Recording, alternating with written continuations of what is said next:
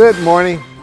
Grand Rapids is Michigan's second largest city and serves as the primary anchor for the west side of our state. Recently, we took a trip here to see how the town is developing. If you saw part one of our Spotlight special, you'll remember our conversation with the mayor, the city manager, and a nonprofit advocate for affordable housing. But most keen observers will tell you that the real driving force to Grand Rapids' success is the business, philanthropic, and cultural arts communities.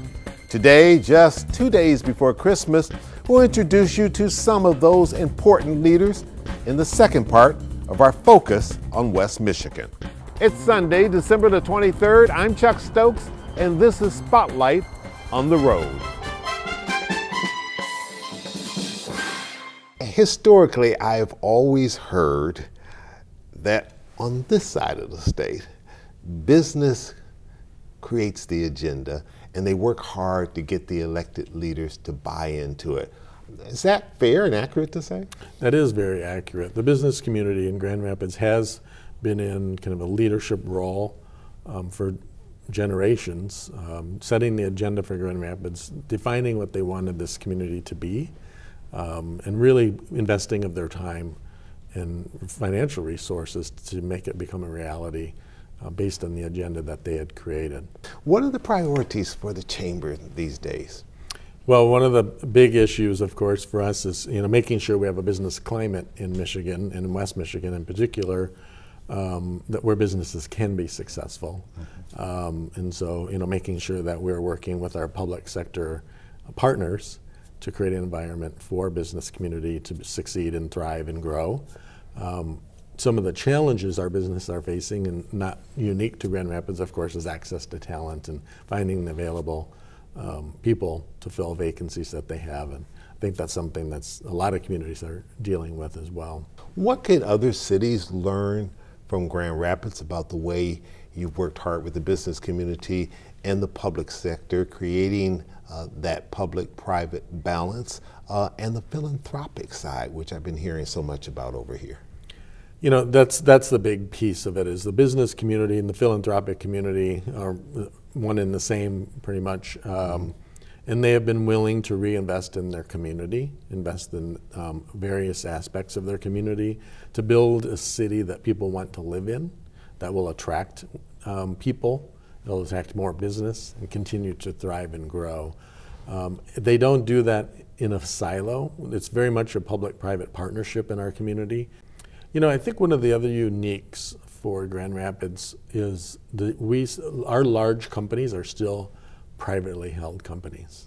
And that's a big difference. They are able to make decisions to invest in their own community in a different way than a publicly traded company would be able to.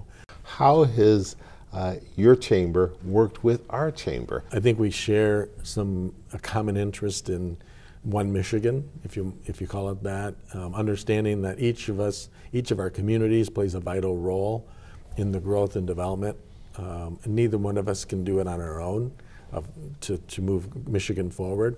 We have a vested interest in Grand Rapids and Detroit's success, and I think Detroit has a vested interest in Grand Rapids' success. Yeah, there's been a very deliberate effort in the last few years particularly, and I think this coming year, the theme being, I believe, One Michigan.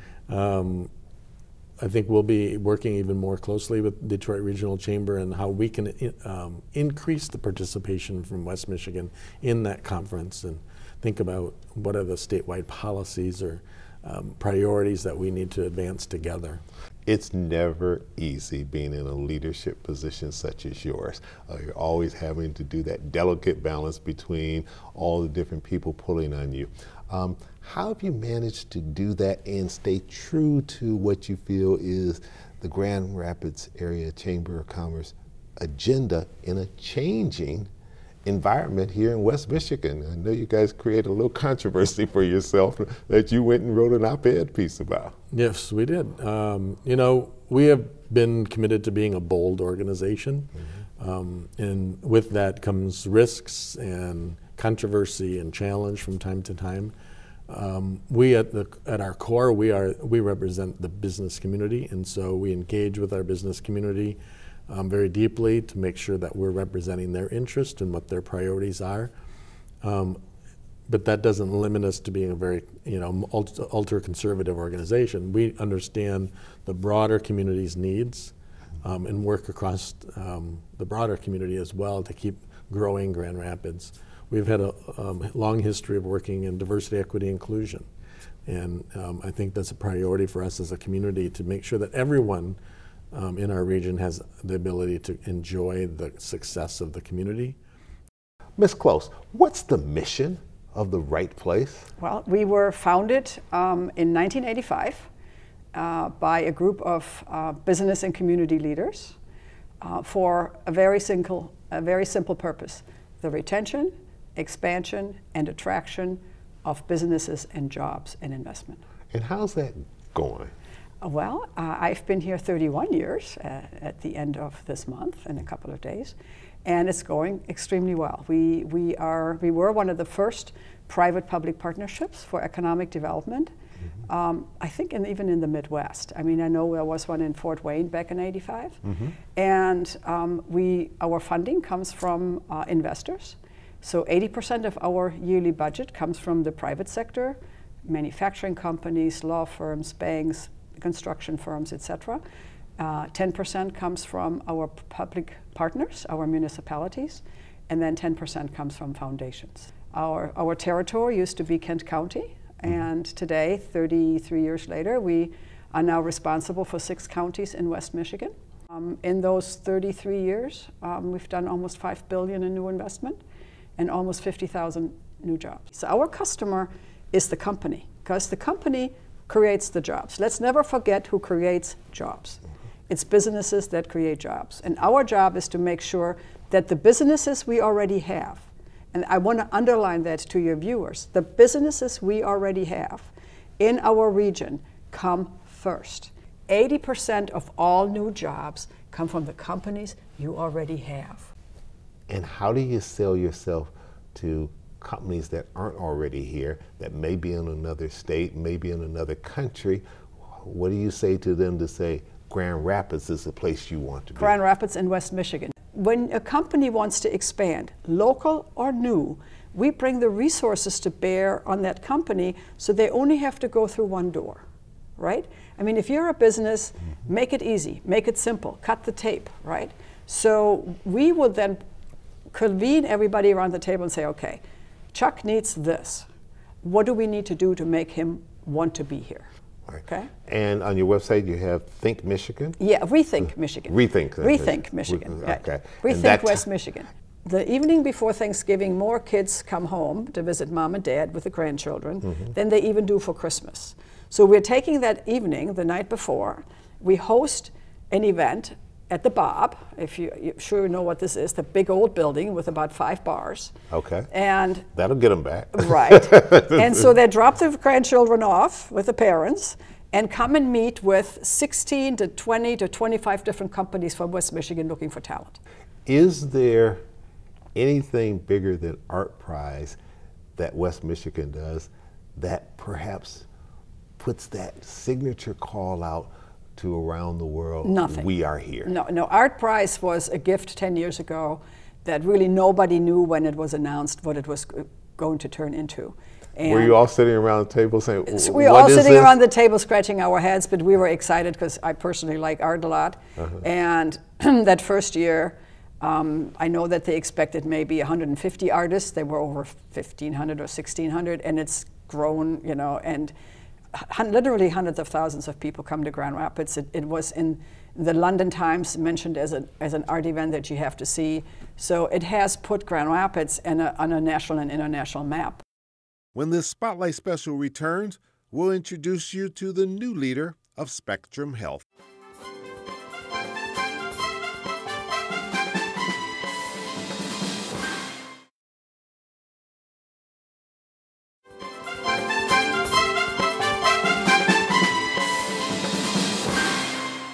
What are your goals, your aspirations? What do you want to accomplish?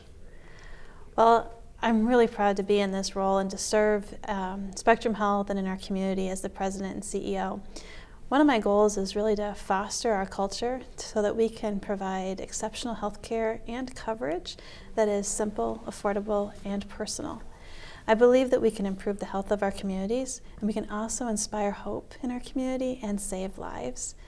And so I'm working on this through multiple strategies. One of them is working with our team members and our community members to continue to build trust and transparency, to really engage in those partnerships about what we should do better, what we should improve on, where we should grow. And then I'm working with our team members to make sure that we are cultivating our talent. We need to have the right people in the right roles, and we need to help train them for future responsibilities, because healthcare is going through so much transformation right now, and there are jobs that we haven't even thought of right now, and so we need to cultivate them to take on these new responsibilities. And then the last area I'm focused on is innovation, because I think that there's so much going on in healthcare. It's moving at significant pace, and so that innovation is key for us to grow and to further refine our processes. How big is Spectrum's footprint on West Michigan? Well, in West Michigan, and including Southwest Michigan, we have 30,000 employees. And so I take that. That make you the largest private employer here? We are the largest employer in West Michigan. And I take that responsibility extremely seriously, because we have 30,000 team members plus their families depending on us. This is helping to diversify. Absolutely. We've had a strategy that's focused on destination health, making sure we can provide health care that is local to our communities. And so we had a specific strategy to build up medical mile and to make sure that we could provide both primary care and quaternary services, high-end transplant type of services to our community.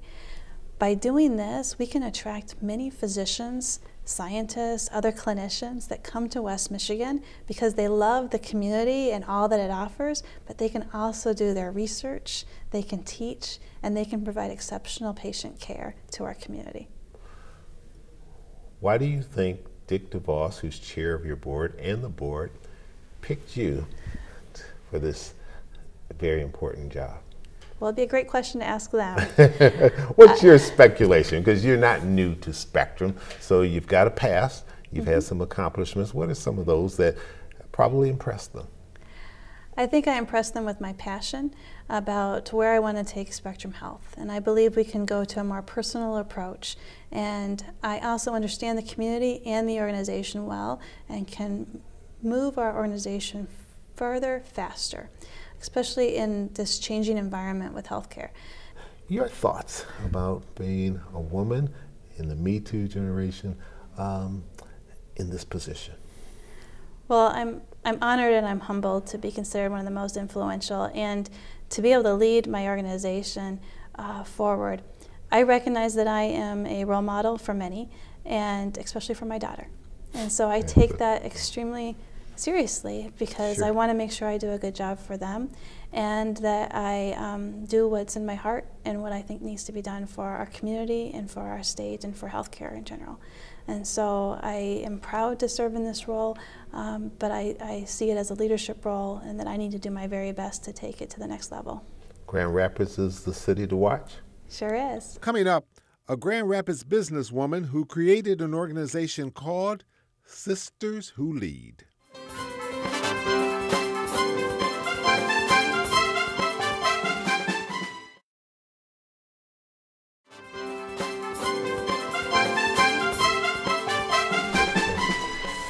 I keep hearing you wear a lot of hats in this community. How many different hats do you put on any given day? I do wear quite a bit of hats, but I think wise women diversify.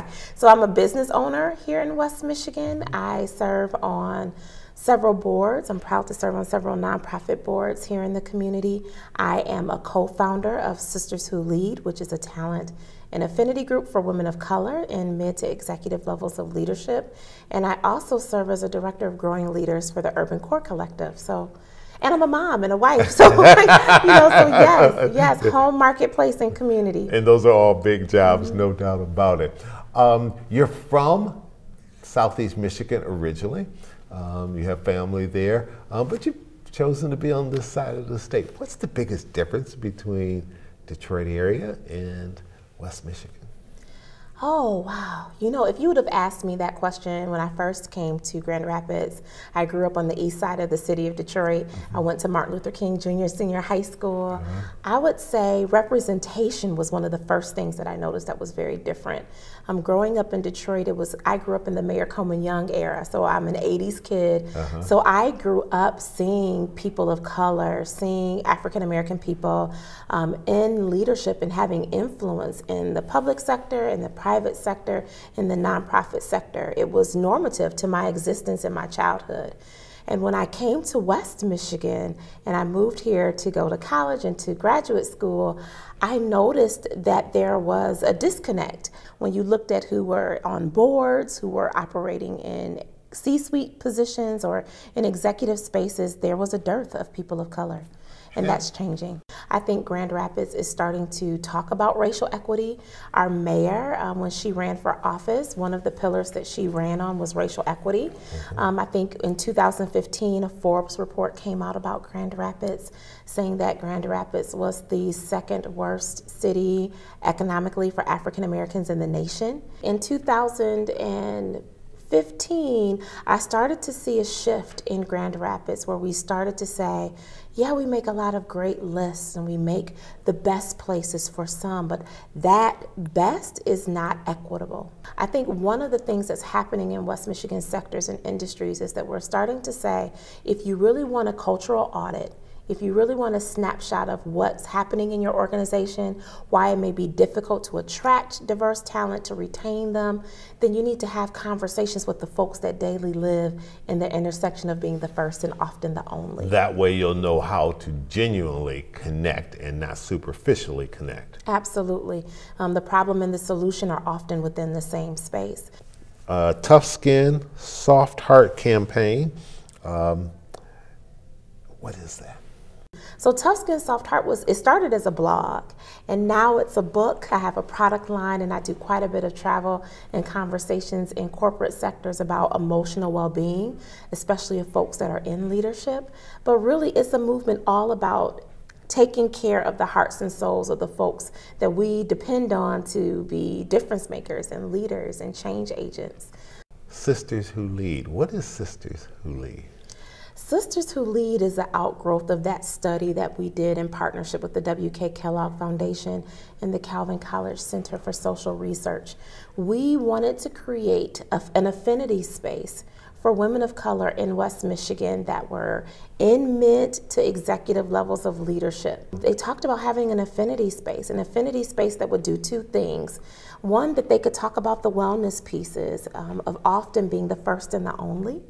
And then often also a space for networking, a safe space where they wouldn't be the first and the only, and a place that, you know, women of color could come and talk about career mobility, could talk about journeys to the C-suite, could talk about what it was and the challenges that they navigate, being rock star women that lead, love, and serve in their homes and in their marketplaces and in community.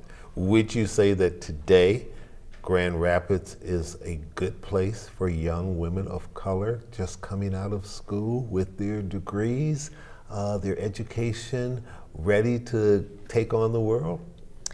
I would say that Grand Rapids is an incubation space. It is positioning itself to be a place where people can bring their talents, can bring their strengths and bring their voices and settle roots here and be part of the change they want to see. We've learned that talent lives here, so there's a lot of movement about growing our own talent and incubating our own talent. And that takes us to looking at education, it takes us to looking at economic equity, it takes us to looking at housing, it takes us to looking at equity and inclusion, and I'm excited about that movement and the more voices that we're involving to be part of that change and that ongoing transformation of our community.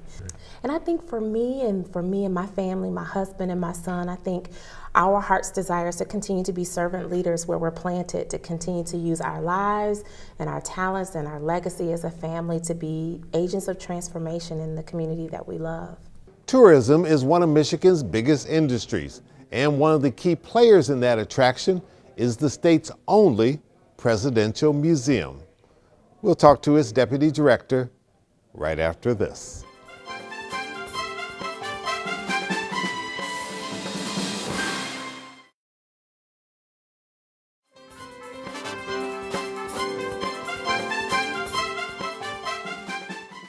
How big of an asset is it having a presidential museum, and the only one in this state in your city? Nationally, it is a big asset. We are one of only 13 presidential libraries and museums across the country. As you said, we are the only one in Michigan. Tourism is a big industry for this state, whether it's going up to the Grand Hotel or it's going over to the Meyer Garden close by or somewhere in southeast Michigan. How does this rank in terms of just a tourist attraction? Grand Rapids, we're either one or two. Across Michigan, I would say we're probably in the top, within the top 5. We do have to keep it fresh, and we have kept it fresh. As you mentioned, 2016, we just had a full refresh of all the exhibits. So if a person hasn't been here in quite some time, they're going to walk in the door and see everything new. Another thing is that we are incredibly well priced. Right now, our price is only $8 to get in the door. That is a deal. And in fact, a lot of people come in and they get sticker shock, opposite sticker shock. We often get comments like, I wasn't expecting this much because the ticket was only $8. This is a presidential museum. This is not a Republican presidential museum. This is not a Democratic presidential museum.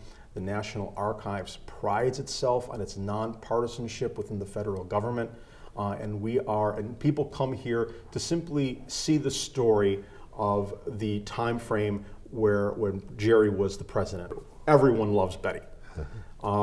She has just an incredible story that we tell in detail in our new exhibit here that's going to January of this year on her centennial. This building, if you look right across, you have the DeVos place, the river going through, all the development.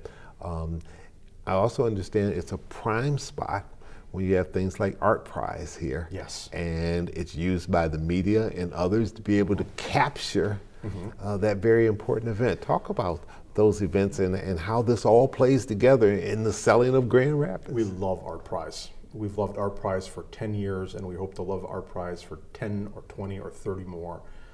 It is a big part of this museum.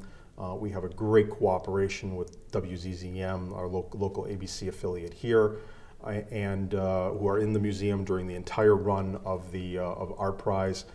And 1/3 of our attendance comes from Art Prize. Our 1/3? 1/3 of our yearly attendance comes from Art Prize. That's huge. It is huge. So there you have it. Special thanks to all of my guests today, as well as the staff of the Grand Rapids City Hall and the Gerald R. Ford Presidential Museum. From Grand Rapids, I'm Chuck Stokes. Have a great week.